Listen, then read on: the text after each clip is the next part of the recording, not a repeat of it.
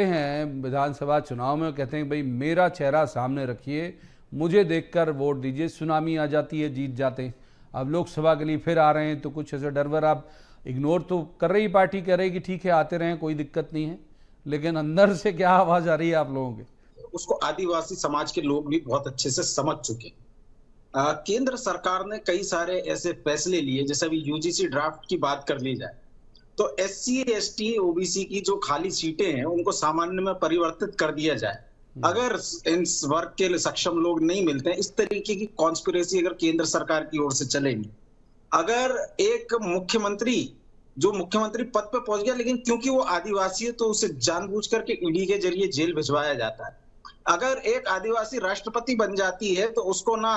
राम मंदिर के लिए इनवाइट किया जाता है, ना उसको संसद में इनवाइट किया जाता है। तो ये आदिवासी समाज के लिए यदि इनकी सोच है, मध्य प्रदेश में इन्होंने आदिवासी दिवस की छुट्टी भी कैंसिल कर दी और समय समय पर भारतीय जनता पार्टी के लोगों के आरक्षण विरोधी बयान भी आते रहते। तो जहां कांग्रेस पार्टी ने एससी एसटी एक्ट दिया, आरक्षण दिया, विभिन्न आयोग बनाए, इनके बच्चों के लिए हॉस्टल्स बनाए, इनके लिए फीस की, स्कॉलरशिप की व्यवस्था की, वहीं भारतीय जनता पार्टी ने हमेशा इनके अधिकारों पर कुठाराघात करने का काम किया। और यही कारण है कि कांग्रेस के पास जहां इतना कुछ बताने के लिए कोई भी एक संवैधानिक व्यवस्था, कोई भी एक संवैधानिक पॉलिसी इनके पास नहीं है जो इन्होंने बनाई हो, जो कि केवल आदिवासी समाज के लिए हो। यदि हो तो भारतीय जनता पार्टी को बताना चाहिए और आदिवासी समाज इस बात को अच्छे से समझता है और आने वाले चुनाव में इसका एक मजबूत जवाब भारतीय जनता पार्टी को देगा कि कैसे अपनी इवेंट की राजनीति में आदिवासियों का पूरा दिल तो पहले जीतने सवाल की में कोशिश की, लेकिन आपकी पर्याप्त वक्त दिया। मिथुन जी एक बार देखते हैं, राजन जी जुड़ गए हों तो